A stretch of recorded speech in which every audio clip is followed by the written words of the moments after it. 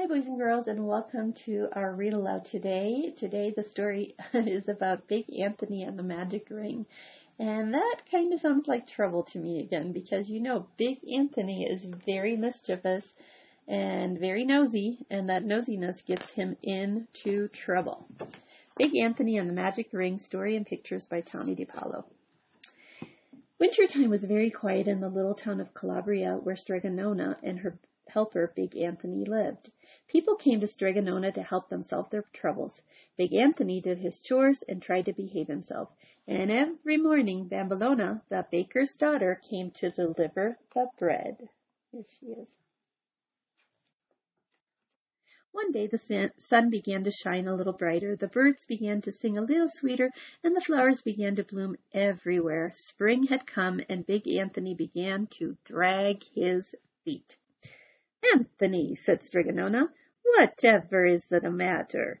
You're sleeping late, your chores are half done, and every time I look at you, you're a-gazing into space and sighing." "Oh, Stregonona, I don't know what's wrong with me," said Big Anthony. "Everything in my head is fuzzy." "I think that you have the spring fever," said Stregonona. "What you need is a little night life. Why don't you go to the village dance tonight? It would perk you up." Big Anthony sighed again. "The village seems so far away," he said. "And anyway, who would dance with me?" "Bambolona, the baker's daughter, would," said Stregonona. "Why don't you ask her when she brings the bread?" "Who?" asked Big Anthony, for in truth he had never even noticed her.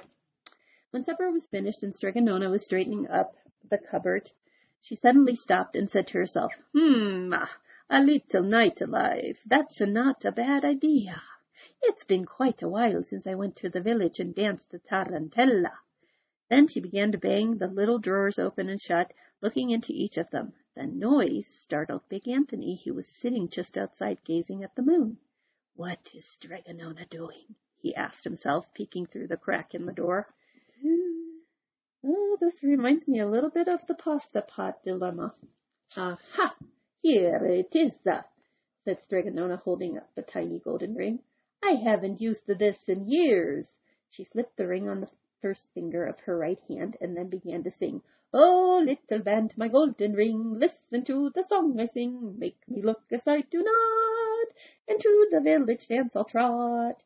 There was a puff of smoke, and instead of Stregonona, there stood a beautiful lady in elegant clothes.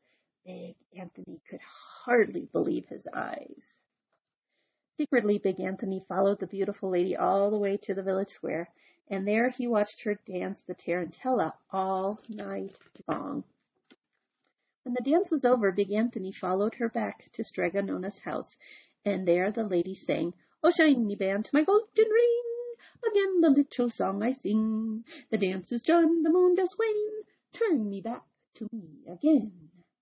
Then she slipped the ring off her finger, and with a puff of smoke, there was Stregonona. "Oh," whispered Big Anthony, "if only I could get that ring. I would be the handsomest man in Calabria, and all the village ladies would want to dance with me." Big Anthony decided to wait for his chance. Yep, it is the pasta pot all over again. He's going to get himself in trouble, which came the very next morning after Bambolona brought the bread. "Anthony, I must go visit my godchildren," said Stregonona. "Now that it's Eastertide, be a good Ragosa, stay out of trouble, do your chores, and don't drag your feet." "See, yes, Stregonona," said Big Anthony. "Oh, but he has other things in mind. Uh-oh."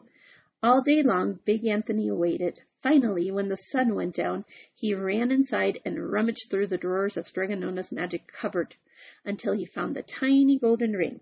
He pushed it on his first finger of his right hand as far as it would go. Then he sang, "Oh, little band, my golden ring, listen to the song I sing. Make me look as I do not, and to the village dance I'll trot."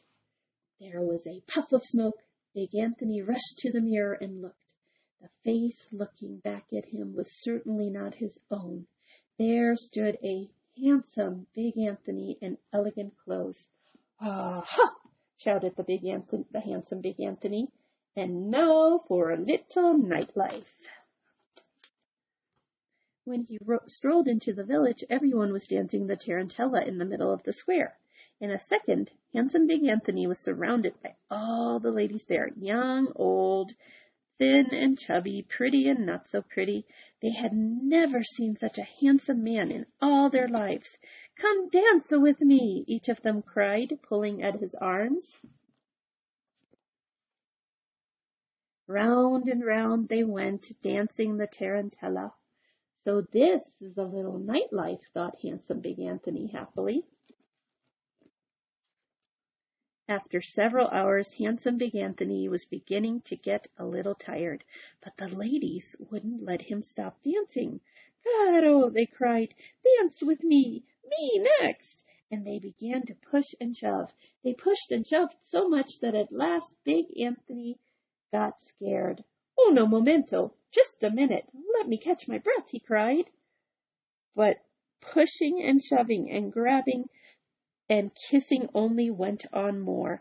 Handsome Big Anthony began to run. Oh, now he's paying for what he did.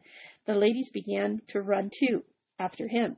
Handsome Big Anthony stopped and sang, "Oh, shiny band, my golden ring, again this little song I sing, the dance is done, the moon does wane. Turn me back to me again, please." Then he tried to take off the ring, but it stuck fast. "Mamma mia," he cried, "what am I going to do?" Past the fountain, past the priest, past the sisters of the convent on their way to prayers he ran. Out through the gate, past the goats, into the countryside. Me, dance with me, amore," cried the ladies close behind him. Amore means love.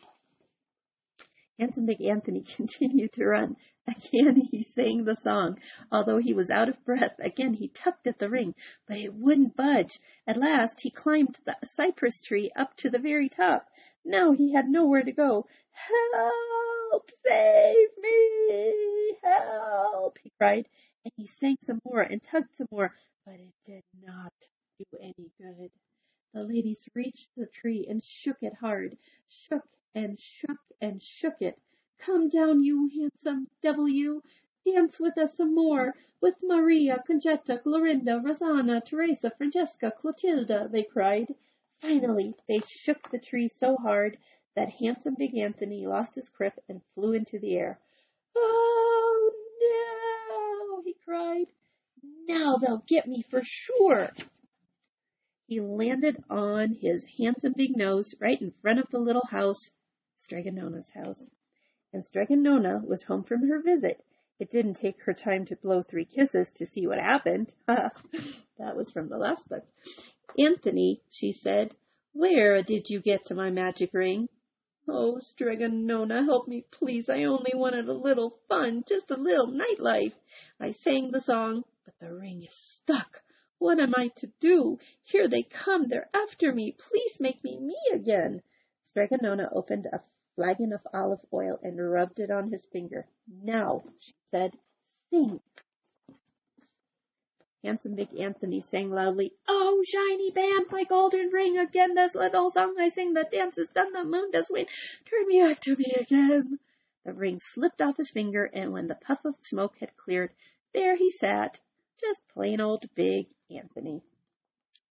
"Where is he? Oh, where did he go? Where is that handsome devil?" cried the ladies from the village. "There is no one here, as you can see, but me and Big Anthony," said Stregonona, calling. Wait for us." The ladies rushed away, and soon they were out of sight. That was close. "Oh, Anthony," said Stregonona, "you will never learn." "Stregonona, you saved my life. Never again, I promise, never I will touch your magic," cried Big Anthony. "Never mind, Big Anthony," said Stregonona with a smile. "There are other kinds of magic in the spring." And she's looking at Bambolona. Maybe Bambolona will like him. Maybe he can have a good friendship with her and they can dance together. And look, oh, she brought him some flowers, so maybe they can be some good friends. What a silly boy. He is cute the way that he is. He doesn't need to be handsome, Big Anthony. He's just perfect the way that he is. Silly boy got him in trouble again. I hope you enjoyed the story, guys. We'll see you again tomorrow.